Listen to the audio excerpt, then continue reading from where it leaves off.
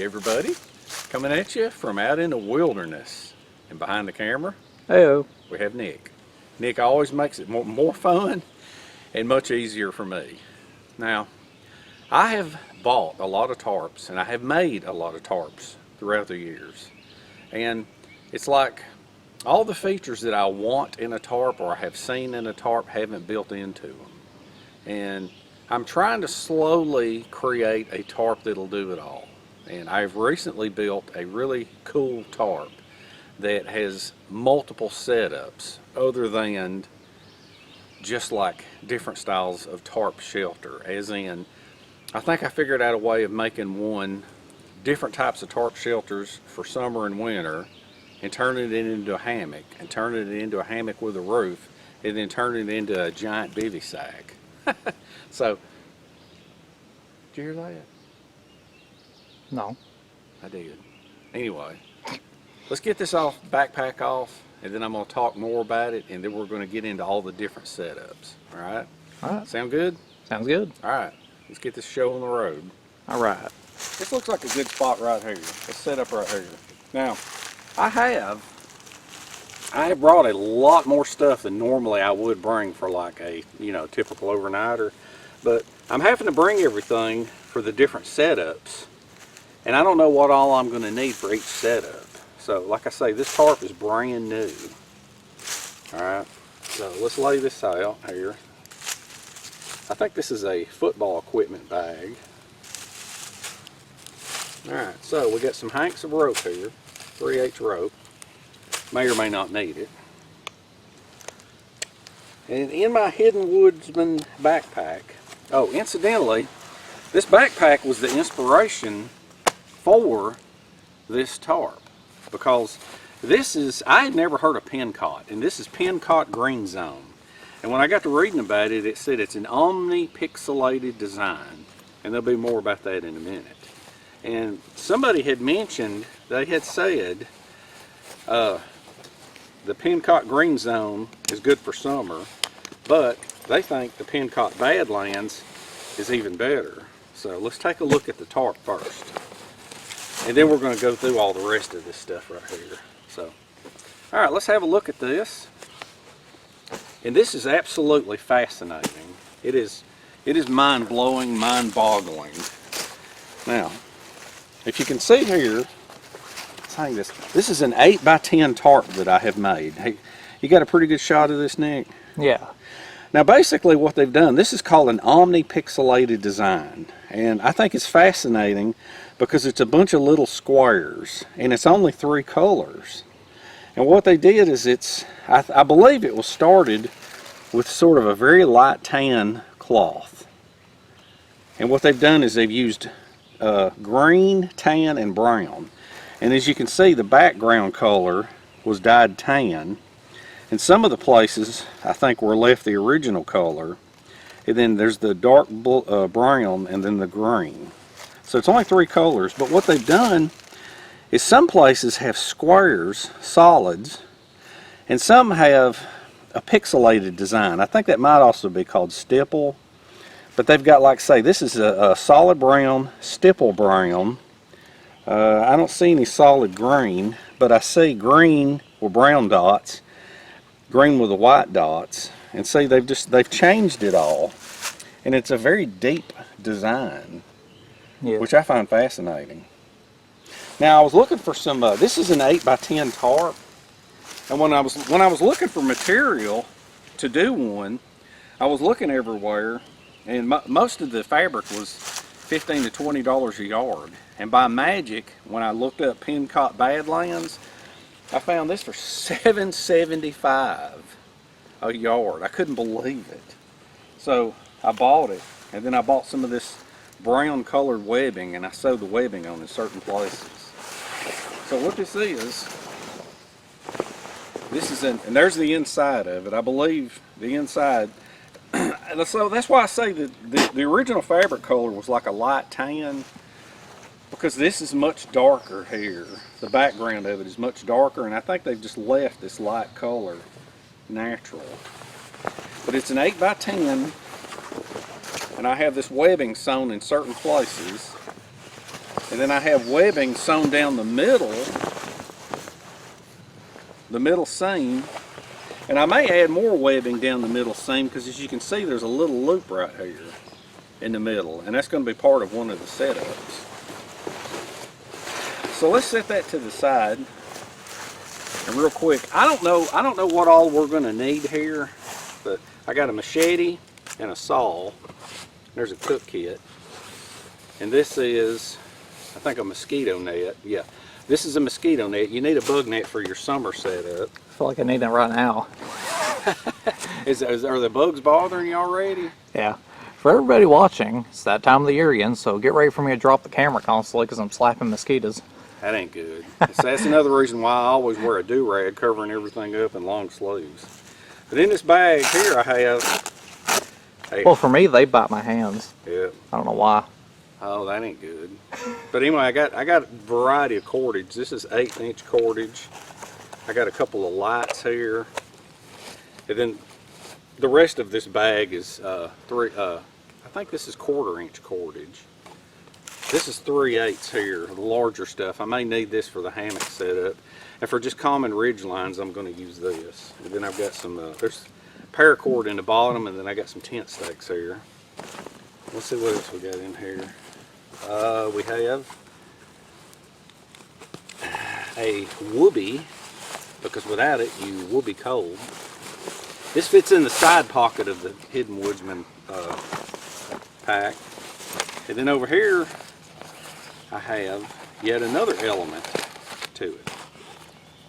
And there's a few more odds and ends in the bottom of that there. But what this is I had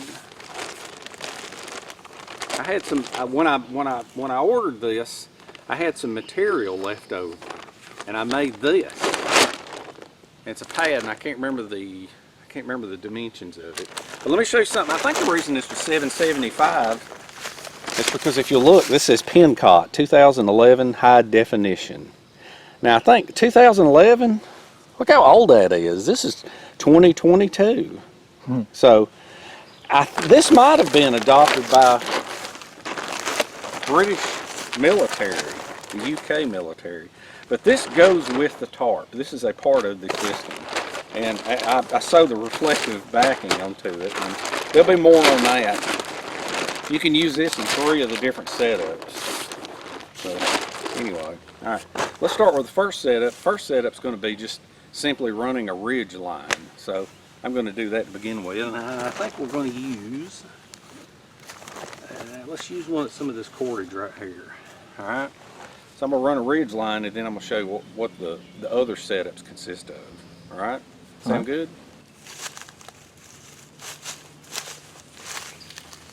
Ridge line comes first.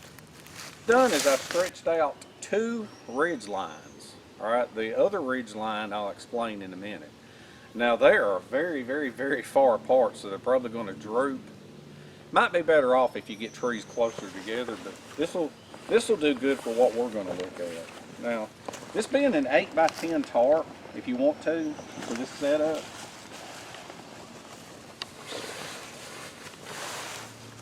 you can have, let's see if I can find the middle. You can have 8 feet by 10 feet, or you can have, no, it'd be 5 feet, or you can have 10 feet this way, well 4 feet that way and 4 feet that way. What we're going to do is we're going to make it to where the webbing is in line, just like that. And now we're going to stake it out. See how roomy it's going to be. Lift that up right there. So we're going to be right close to the center. All right, now I'm using some special made stakes that I made. They're just, that's all they are, is just like a U shape, and they're for this webbing style. So I'm gonna put one here, and then I'm gonna go around and put one on the other side before I do the end.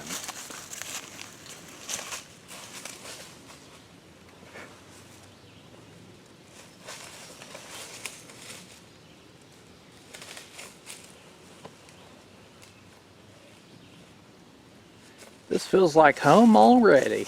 Already. And see, this is going to be a very roomy tarp in there.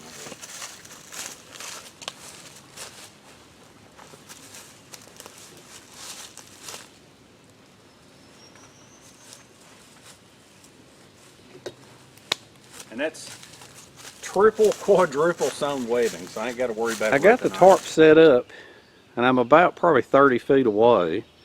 And I really think that if it wasn't for the square edges, the color of it would blend in perfectly. So, let's zoom in.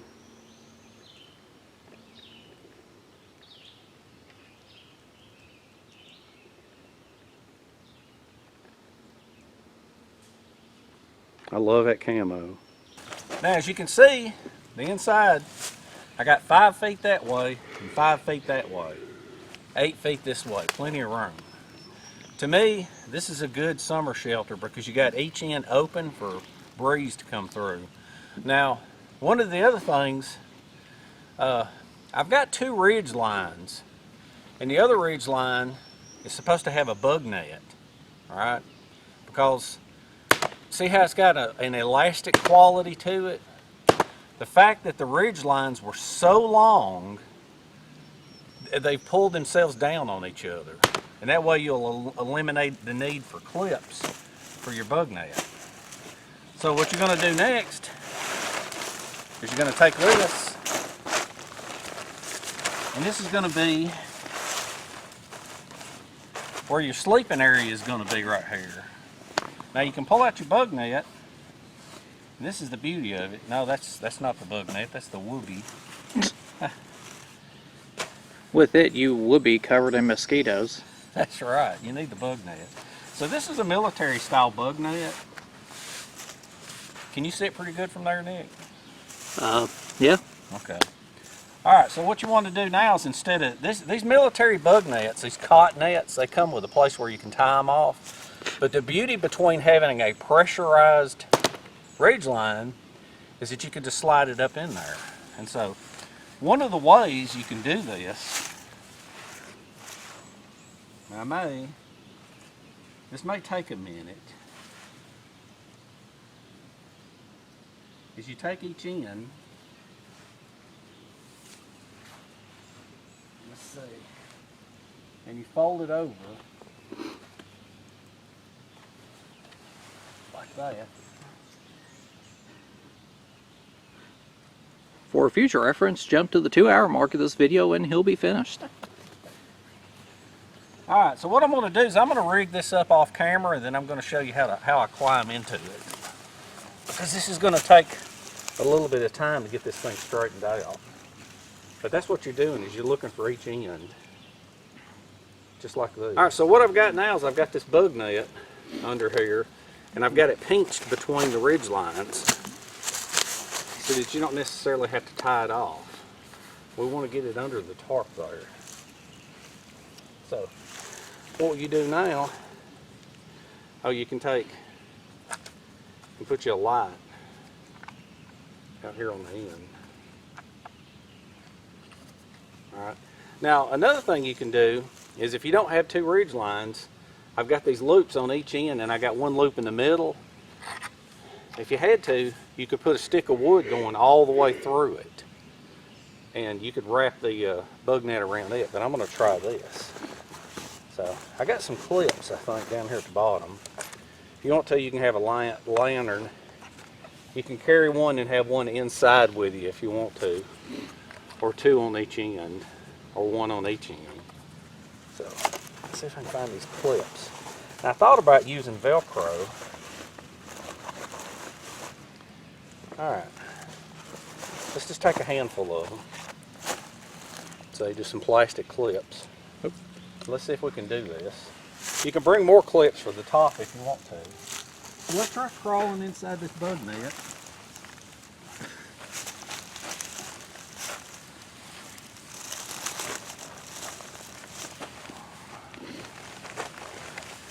And then all you got to do with this is you take your bug net.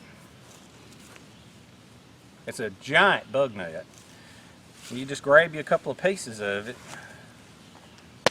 and you just start rolling it over like that. And see, I got it rolled over. Can you see this, Nick? Yeah. Alright, so you put one clip there. Meanwhile, Mr. Cameraman is out here getting eaten with mosquitoes. That's right. That's why I say this is the quintessential summer setup.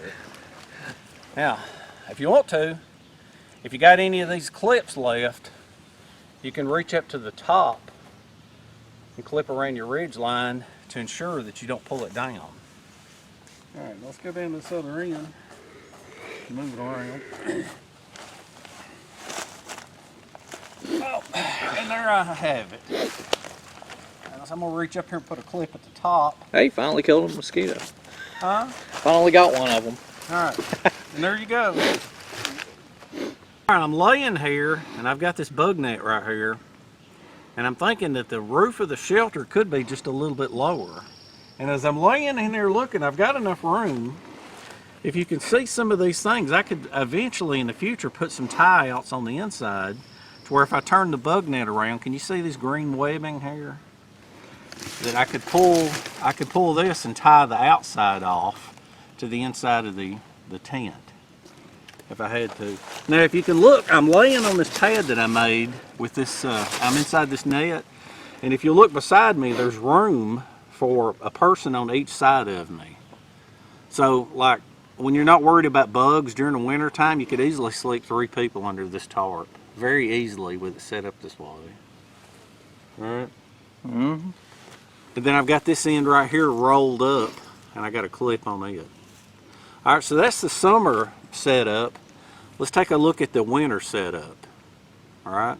Alright. The summer setup, like I said, you can either have that thing set up to where the sides are 4 feet or 5 feet. For the winter setup, it has to be set up with an 8-foot width. And the ridge line and one side is the same. But the other side, what you have to do is you have to pick it up and you have to run an extra ridge line through here, just like this. Let's see if we can get all this cordage through here.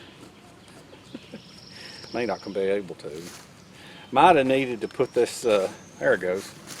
Might have needed to make those loops a little larger, but there's more to say about these loops here in just a minute. Let's see if we can cram all this through here. Alright. Pull this through here. Now you're going to need a ridge line plus 2 hanks of paracord for this part.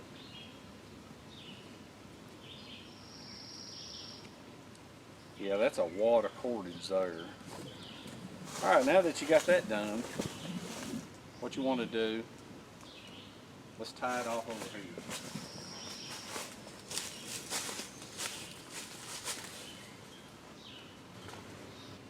Now what you're going to need is a couple little hanks of paracord. Now, there's 2 different ways of stretching this thing out. You can put on a lark's head. Let me put this in my pocket. You can put a lark's head or a prusik knot on this ridge line. Let's pull this through. Alright, you can put a lark's head or a prusik knot right here and then tie this through here like this. Look, you can stretch it out just like that right there and tie it off. Alright. Or the other thing you can do is you can tie it off to a tree directly, and I'm just going to go ahead and use both because this is extra support for the rain. As you can see, we've still got a droop here, but we got it pulled tight on that side. So I got another piece of paracord independent of the ridge line tied to the webbing. So what we're going to do is we're going to pull that and give that a good stretch right there and tie it off to this tree.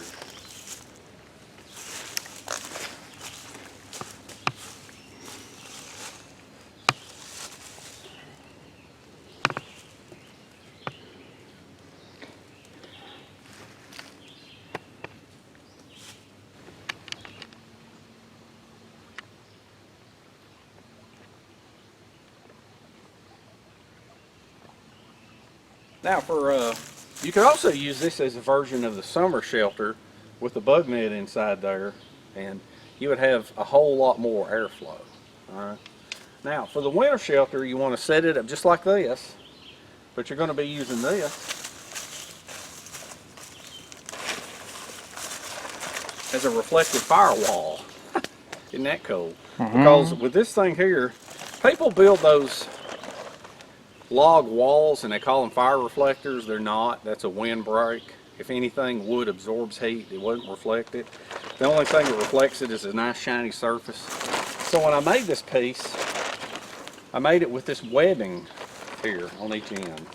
So what you do is you take a couple of sharpened sticks, preferably curved, because that way it kind of gives it a, I don't know, like a parabolic effect. And what you want to do is, if it's going to be snowing or rainy, you want to have your fire up under the tarp. So you're going to come just to the edge of this wall, and that's where you're going to put this up. So I'd say it's going to be about right here. So push that stick in the ground, just like that. Sorry, I'm battling tons of insects right now. Oh, the end came off. We'll just slide it back over it. Now you might could use some more substantial sticks, but this is just to kind of get the idea of what it's going to look like. So we're using these smaller sticks. All right, I got 3 in. Now I may wind up having to add some sort of a tie to tie this off on the top of the sticks. And I thought about sewing this off and making a pocket out of it, but then that would make it to where you were limited on the length of the sticks, that they always had to be the same. But basically, this is how it works. And it shouldn't move, really.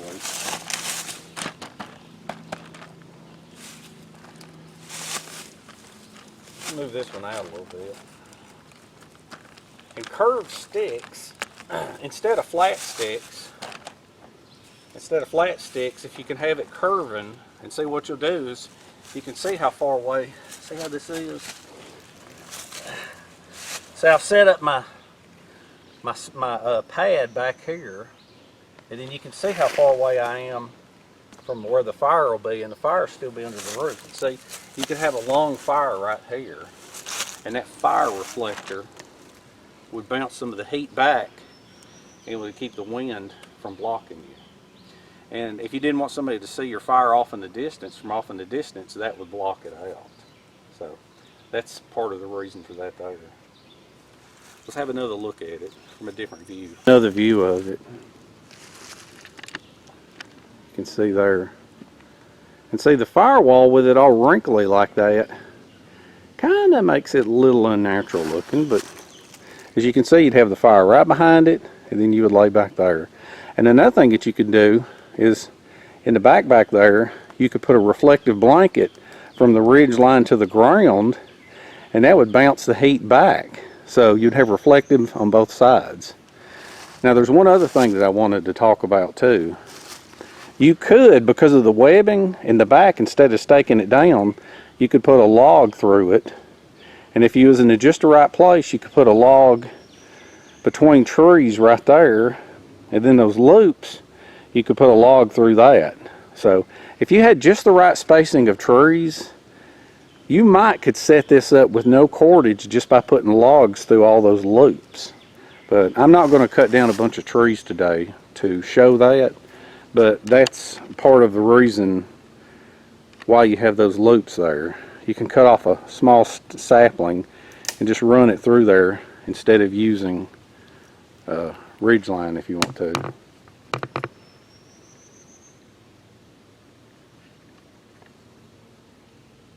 Now there's probably a bunch of other setups for that tarp, but we're going to move on to the ground cover. The other thing here is you can either hang these over a ridge line, your lights, if available, and if not available, I've put this one piece of webbing in here. And see, that webbing will be handy for hanging lights and things for when you're not using a ridge line. So, isn't that neat? That's just another feature of that. And I'm thinking about adding more of these along this webbing if I find a use for it. But like I said, as long as I've got, you know, ridge lines, those may just do the trick. For the next setup, you just want to find a reasonable sized log. And this one should do pretty good right here.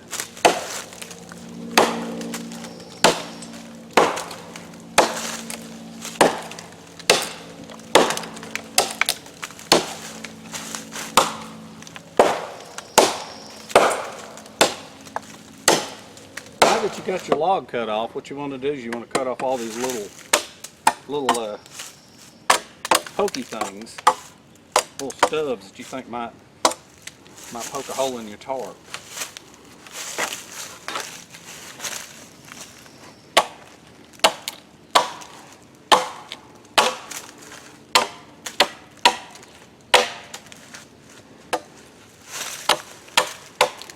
Now for the next setup, what we're going to do here is we just got the tarp just laid flat. Now, I'm going to grab you a whoopee or a jungle blanket or whatever you got with you. Now this is for if you're in a hurry and you don't have time for ridge lines and all that kind of stuff. So what you want to do is take your whoopee, because without it, what, Nick? I'm not contributing to this anymore. Because without it, you would be cold. Oh no. Alright, so let's set this up. What you want to do is you want to line this up right with the end. You want to line that up with the end. Now this is a very heavy tarp. Heavy duty. You ain't got to worry about breaking it, or messing it up, or tearing it up, or ripping it, or whatever. Fold that over, just like that. And then fold this over, just like this. Now at this point, you possibly could lay rocks all around the edge and hold it down. But what I'm going to do, you can take this and you could roll these two over if you want to, like that. But now, if you think there's a chance, roll it over just like that. All right, that ought to be good enough.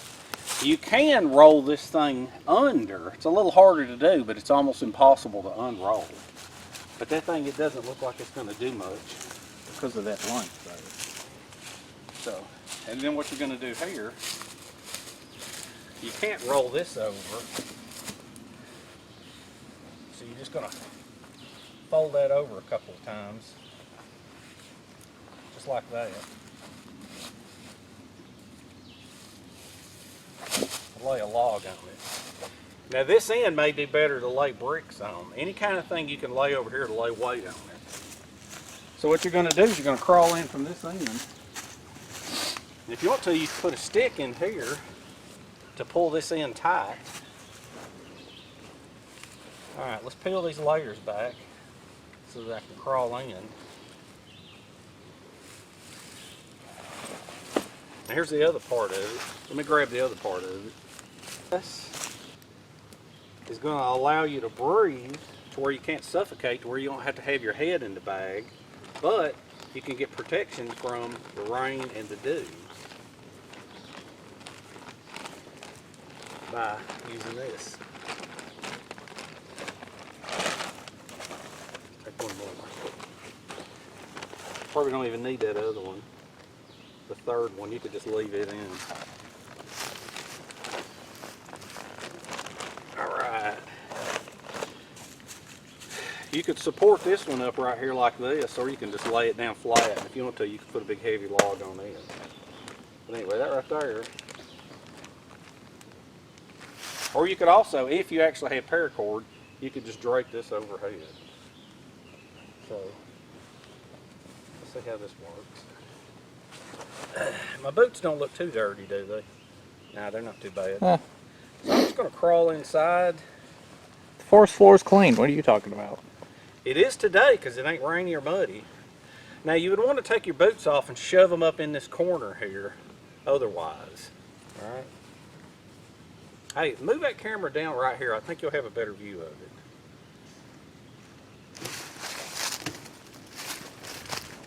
Right there at the full. Yeah.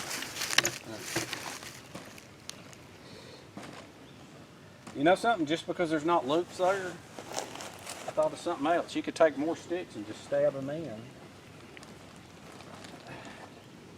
And support it because it's at an angle. Put another stick right there. All right, let's see if I can crawl in. You want to give yourself a little bit of room. Looks cozy. And once inside, you can push the whoopee to the side if you want to, if you're just wanting protection. Now, I feel very confident. Hey, I'm sitting in a hole.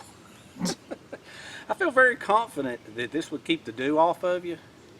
And if you laid it just right to where the land was at the right angle, or if you trenched around it, you could get the rain to wash around you. This is kind of an improvised thing, but it can be done. Alright, so once I'm in here, what I'm going to do is I'm going to slide back up.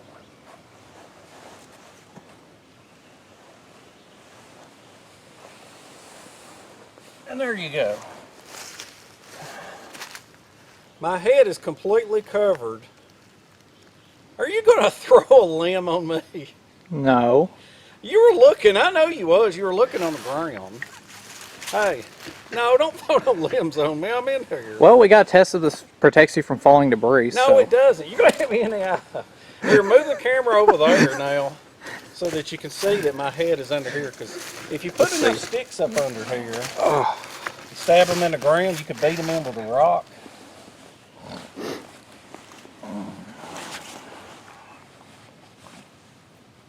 And say I can still breathe. How about that, Nick? Yeah, looks good. All right. Now, for the final setup, it's very, very warm in here with nothing but just a whoopee. All right, let me get out of this thing. Oh.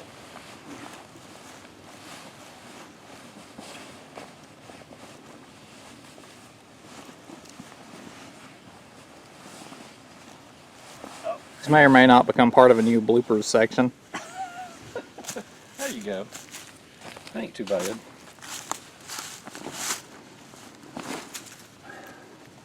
I say that's a very, very fast setup right there.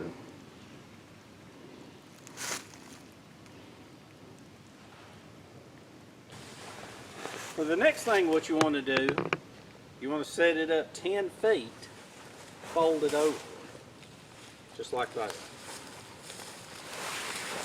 All right, now let's set it up here between two trees.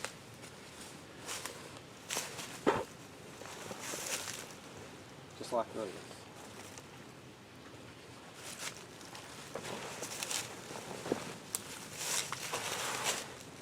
All right, just like that.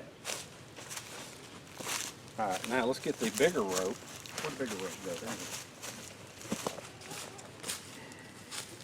We're going to tie off to this tree over here.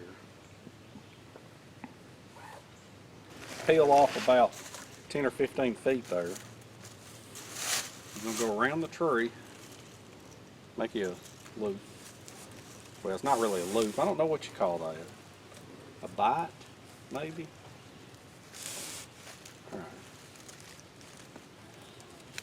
All right, you go around until the rope bites into the tree and won't move anymore. And then you tie it off.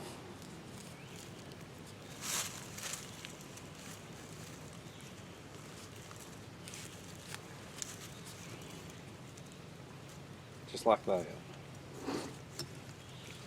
All right, you're going to take your dead end, run your dead end through. Just like that. And give it a pull. Alright, now what you want to do, can you see this thing here? You want to bunch up your fabric. You want to take it and you want to walk your fingers in. And you want to bunch it up. Now I don't know if this is going to work. I've done this with ripstop nylon, but I've never done it with a wad material this thick. Oh, you doing a hammock? Yeah, we're going to do a hammock. Oh, okay. I see it. So, you want to go around 1, 2, and then you're going to pull this material back over like that. 1. So, now I don't think this would work with paracord. 2, 3. Now what you want to do is the original loop you just put in there. This is the hard part. You scoot that out and it's going to pull this. That's how you'll know it's the right one, because it's it's the inner loop from there. And then you're going to pull this through here and give it a tighten. Okay. Now I don't know if this rope's going to hold up or not, but we're fixing to find out. Yeah. I'm going to do that to the other end and we'll see what happens. Right in. Alright, now you want to pull that. We're just gonna mumble this scene. You're going to mumble through the seam. Yep. Let's go around once, twice. Alright, let's pull this over. It's probably going to droop to the ground, but I just want to see how feasible this is.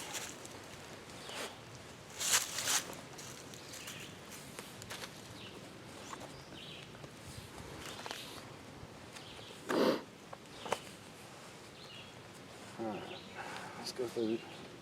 This is going to be kind of tricky going through this original loop. I have to pull on the fabric. Yeah, I probably should have put a stick through there.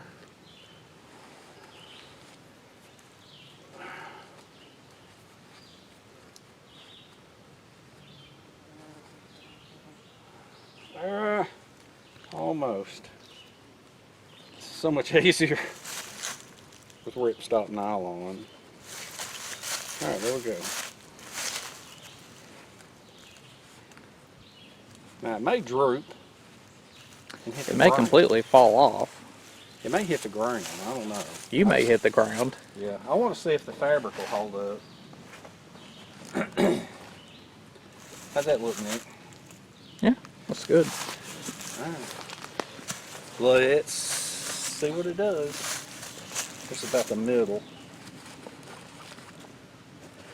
A good hammock is 11 feet, I believe.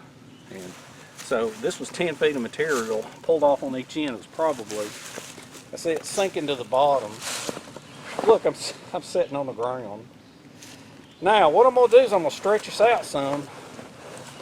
And then I'm going to undo that end and I'm going to pull it tight. You know what I may do? Yeah, I'm going to do that end. Alright, you may have to lay in it several times because we're not using, you know, this ain't real deal stuff. This is just rope. So let's undo this and pull this tight. Alright, I got this tied up nice and tight. This thing's a lot higher. Let's see if it touches the ground again.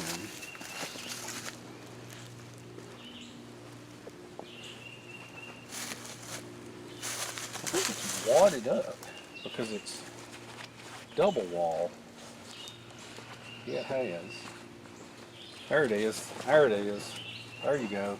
There's where my fabric is. Right, so let's try this again.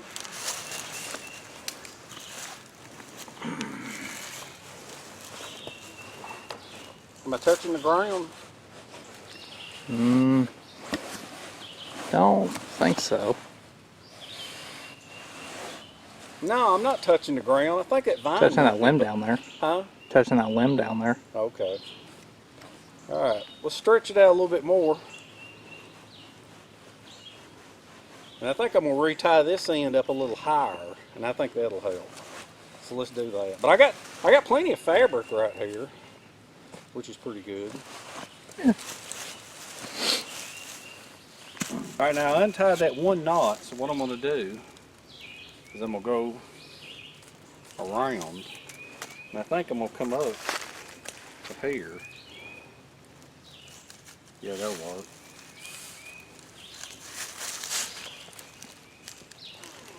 All right, now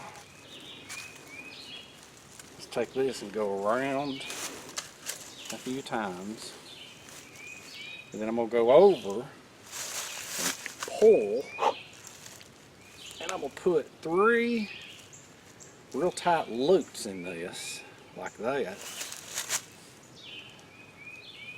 Now I don't know the name of this knot, because when it comes to rope, you want the rope to hold, but you want to be able to undo it. So we're good and tight now. Let's see if I can crawl in it. See if this is gonna work. Yep. Now this will be pretty minimalist here, because all you need is rope and the tarp, unless you want something overhead. And of course now I do have the bug net that if I had to, I could put another ridge line up and have a bug net once I got in here. So let's see. I need to grab, make sure that I've got all this. Reach around and grab right here.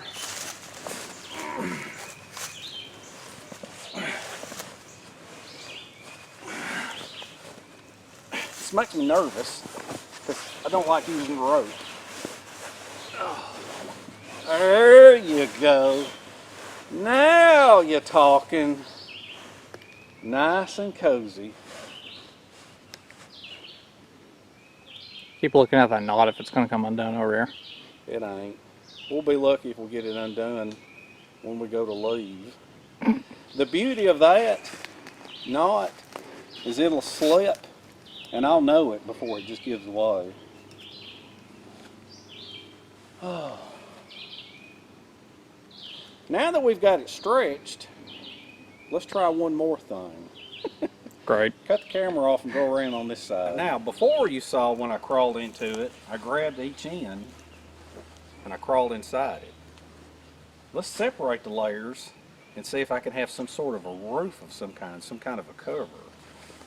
So, I don't know how easy this is going to be.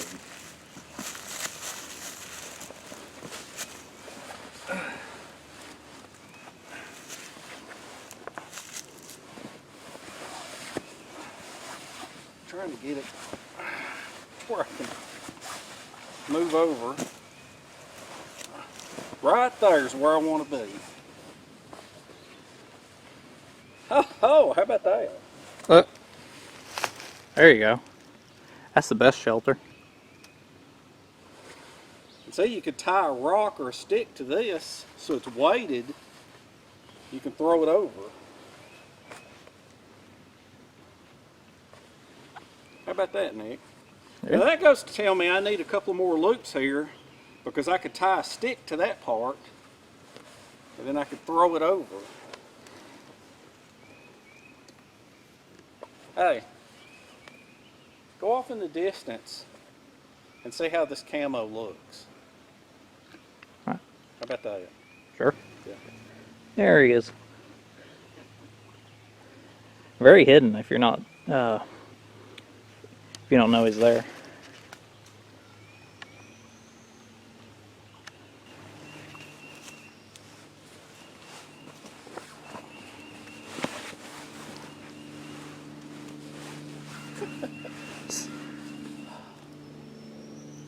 A lap of luxury. Mm-hmm. Well, what do you think, Nick? I'd say the covered hammock's probably my favorite. Okay. We got a winner, because not only would it be a hammock or a covered hammock or a bivy sack, it could be a summer shelter or a winter shelter. So Yeah. And I may just add a few more of these, because I bought a roll of this stuff, this brown webbing, and I may add some more grommets. I wanted to get by with as minimal as possible, but I may add more. So Yeah. there it is, PenCott Badlands. Are you rocking me? Yes. You're gonna make me go to sleep. PenCott Badlands, the baddest tarp bivy hammock combo on earth. Yep. So I'm very, very happy with it. I think this is the most successful multi-use gear that I have built yet. So, anything you want to add, Nick? No, other than I'd pick the hammock every time. Yeah, this is very comfortable. This is actually more comfortable than some of the hammocks that I've got. And it may be because of the width right here. I don't know. But anyway, I definitely love it. So, hope you enjoyed it. Hope you had fun. Hope it inspired you to do some do-it-yourself projects. Get out, hike, camp, cook as often as you can. And we shall. See you in the next one. See you later.